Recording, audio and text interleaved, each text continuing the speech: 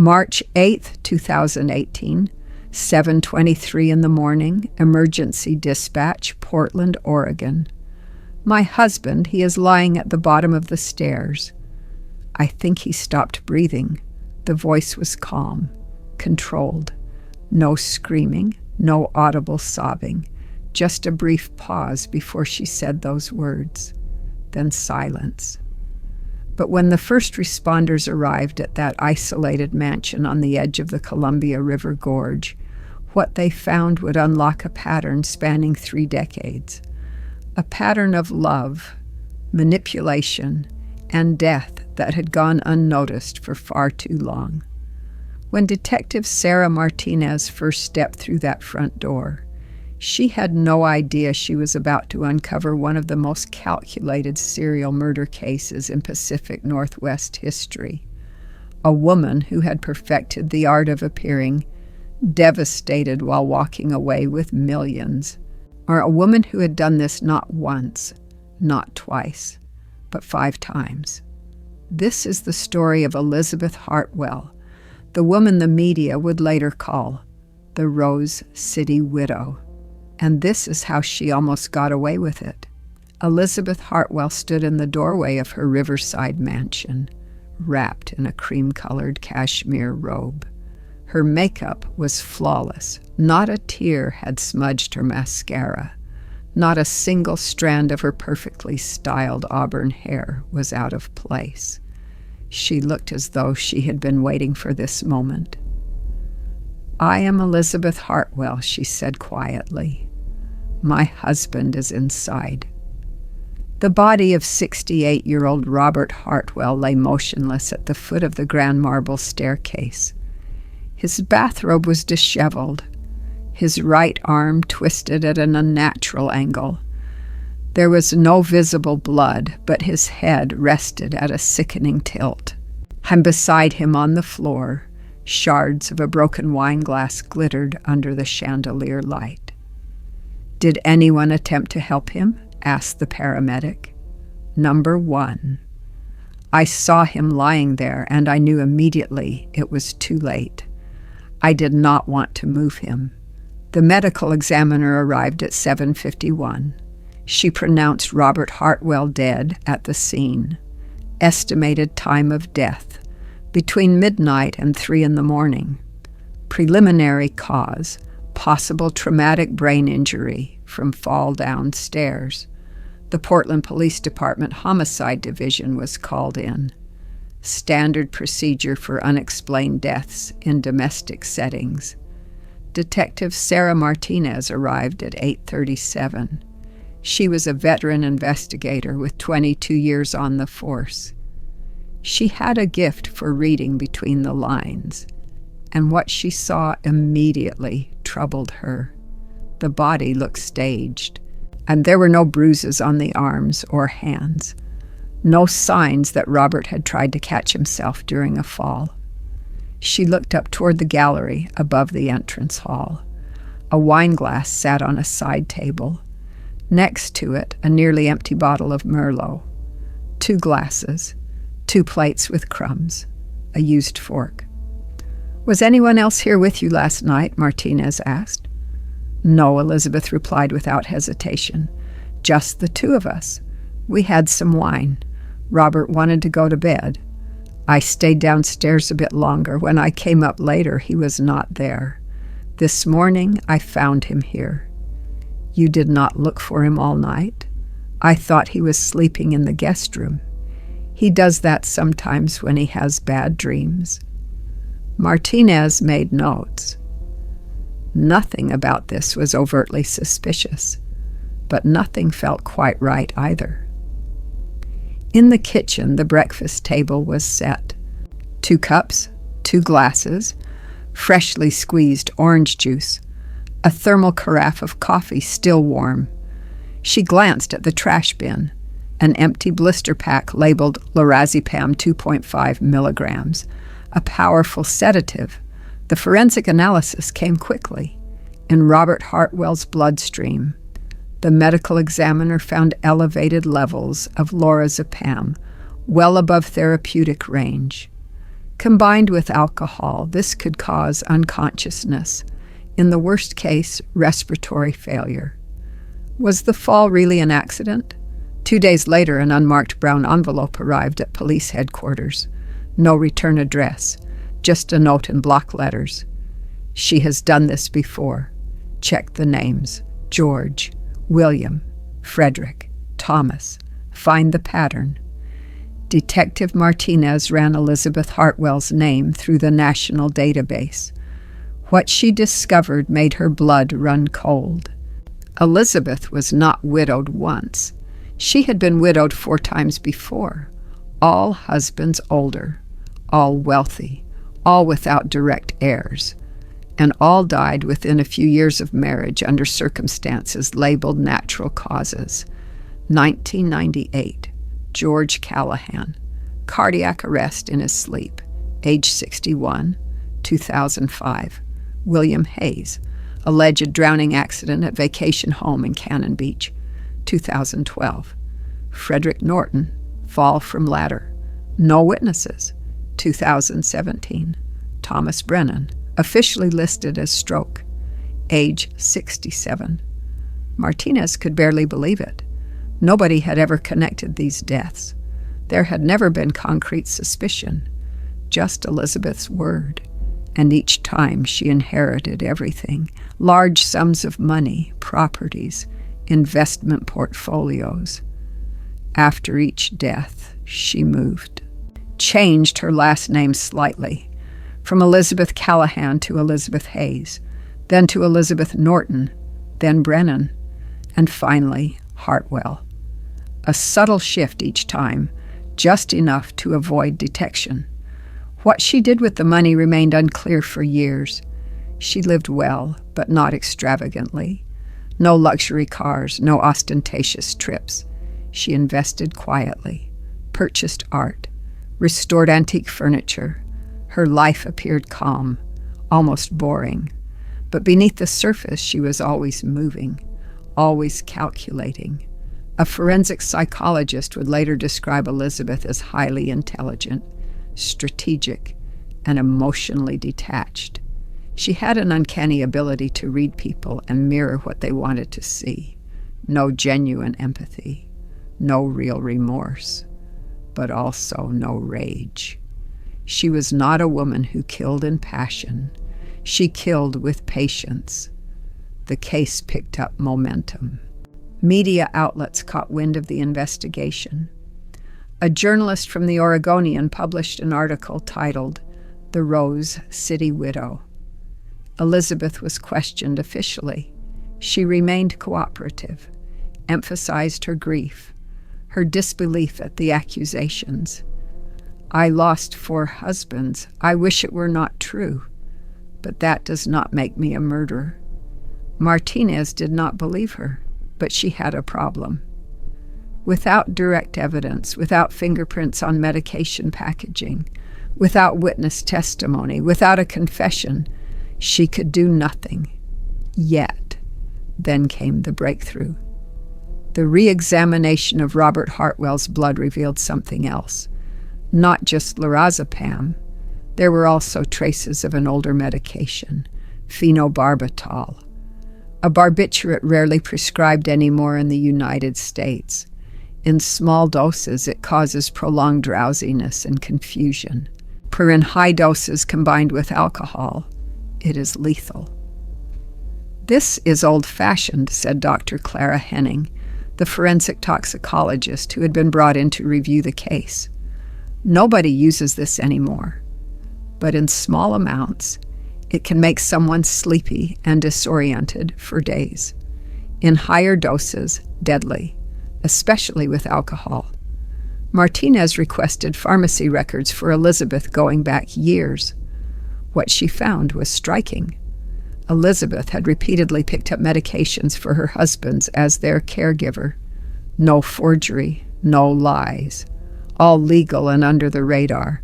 And in the months before each death, her husbands had complained of vague symptoms: sleep disturbances, loss of appetite, lack of energy. Some went to doctors and found no clear diagnosis. Medications were prescribed, often sedatives. Their doctors had never suspected foul play. After all, and these were men over 60. But when investigators cross-referenced medical records, a disturbing pattern emerged. Frederick Norton, William Hayes, George Callahan, all had hospital visits in their final year, all with similar complaints: dizziness, weakness, slowed reflexes, nothing concrete, no diagnosis. But each had lab work showing slightly lowered potassium levels and liver values consistent with slow poisoning. These are classic signs of barbiturate misuse, Dr. Henning explained. But nobody checked for it at the time because it is so uncommon, and because there was no suspicion. For Martinez, it was like a puzzle suddenly clicking into place. Elizabeth had not used violence. She had used proximity. She brought her partners to trust her completely. She took over their care, their schedules, their medications. And when she had taken enough, she let go, so quietly that nobody heard. The investigation expanded. Detectives found one person who had expressed doubts years earlier, a housekeeper named Margaret Rosen. She had worked for Frederick Norton from 2010 to 2012 before being abruptly fired. Reason given: alleged theft. But Margaret had never stolen anything. "I saw things," Margaret told investigators. "Mrs. Norton was polite but controlling. She never let me be alone with Mr. Norton. If I spoke to him, she listened. Always. She was like a shadow. One evening I watched her give him tea, always from a small bottle in the medicine cabinet. He became tired quickly, pale. I asked once what it was. She said herbal drops for sleep. But I recognized the smell. That was not herbal." "Why did you not say anything?" Martinez asked. "I tried. I mentioned it to her. The next day I was fired. She even threatened to press charges against me now they had a witness. Finally. But Margaret's testimony alone was not enough. Martinez needed physical evidence. She requested a review of Thomas Brennan's will. It had been changed in December, 3 months before his death. The previous version from 2016 had included his niece, Jennifer Morgan, a 34-year-old journalist in Seattle. But after marrying Elizabeth, that clause was removed. Elizabeth became the sole heir. Martinez contacted Jennifer. "I was always close to Uncle Thomas," Jennifer said. "He treated me like a daughter. But after he married Elizabeth, he withdrew. He said he was traveling a lot. I tried calling, but he rarely answered. I never understood why I was removed from the will. He had always told me I would be taken care of." Jennifer agreed to help. She provided old emails. In one from October 2017, Thomas wrote, "I sometimes feel like I am not myself anymore. She gives me things, says it helps me sleep. I sleep like the dead." That was the turning point. With Margaret's testimony, the medical findings, the pattern of deaths, the suspicious medication traces, and the emails, Martinez now had enough to move forward. On April 14th, Elizabeth Hartwell was arrested. She was charged with 5 counts of first-degree murder and attempted murder in the case of Robert Hartwell. The media exploded. Headlines read, "Silent Killer. Rose City Widow behind bars. 5 husbands, 5 deaths. 1 woman." Elizabeth showed no reaction when the handcuffs clicked. "You are making a mistake," she said calmly. "I loved my husbands." But Martinez knew better. The truth was something else entirely.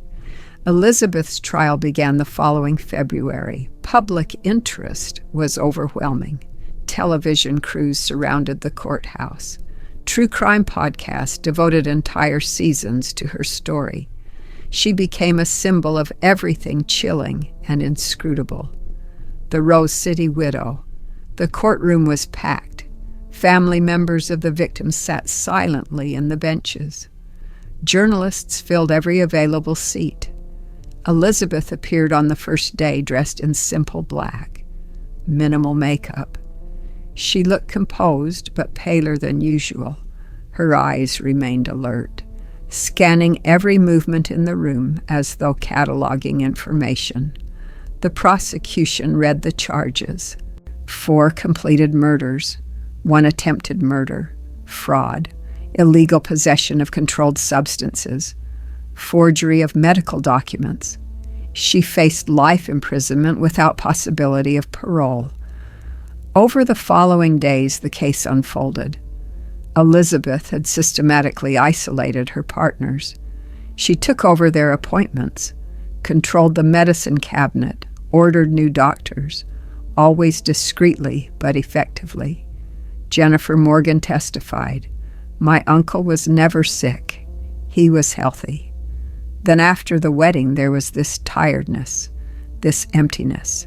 He just faded away. Margaret Rosen recounted the herbal drops, the rigid daily schedule, Elizabeth's complete control over Frederick Norton's routine.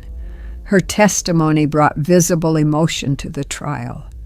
She was credible, calm, precise. A decisive moment came when the prosecution presented Elizabeth's personal journal entries, found on a hidden flash drive in her home office desk. The entries were not lengthy, but damning enough. One about William Hayes read, "He is getting weaker, drinks more. Soon it will be over." Another about Thomas Brennan. "The pills are working. He is tired, slow, trusting. I must be careful." For the prosecution, this was the breakthrough they needed. The psychiatric expert called by a court described Elizabeth as highly functional with antisocial traits, narcissistically structured with full awareness of guilt. In other words, she knew what she was doing, and she did it deliberately, without remorse. On March 23rd, the verdict was delivered.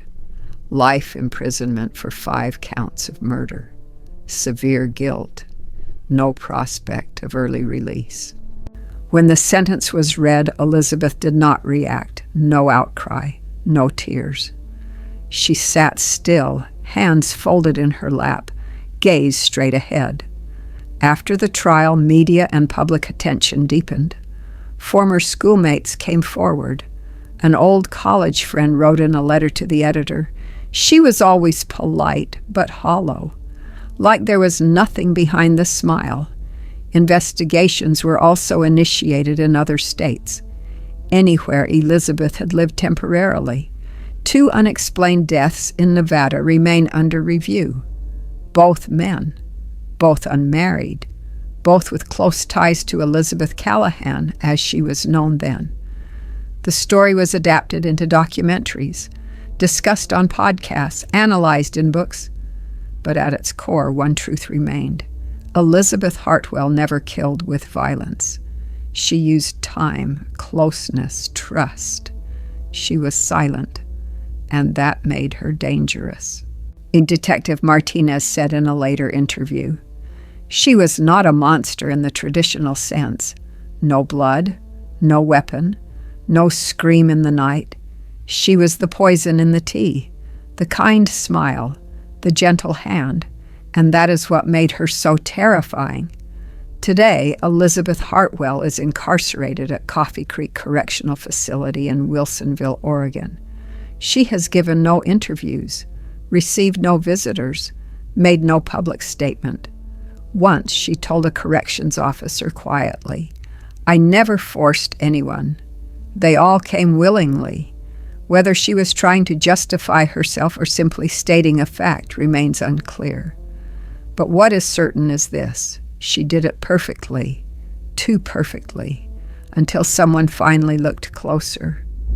The case of Elizabeth Hartwell serves as a chilling reminder of how destructive jealousy, manipulation, and unresolved darkness can be. Even in seemingly perfect lives, deep abysses can lurk, hidden, festering, until they explode. Her story left a lasting impression not only in Portland, but across the entire United States. A quiet warning about the destructive forces that can emerge in human relationships when trust is weaponized. Elizabeth Hartwell, 5 husbands, 0 survivors, 1 truth. She was patient, she was careful, and she almost got away with it. If this story gripped you, do not forget to hit the like button and subscribe to our channel for more shocking true crime cases delivered every week. Your support helps us bring these untold stories to light. What do you think? Could someone like Elizabeth be living undetected in your neighborhood right now? Share your thoughts in the comments below. Stay safe out there. And remember, sometimes the most dangerous person is the one who never raises their voice.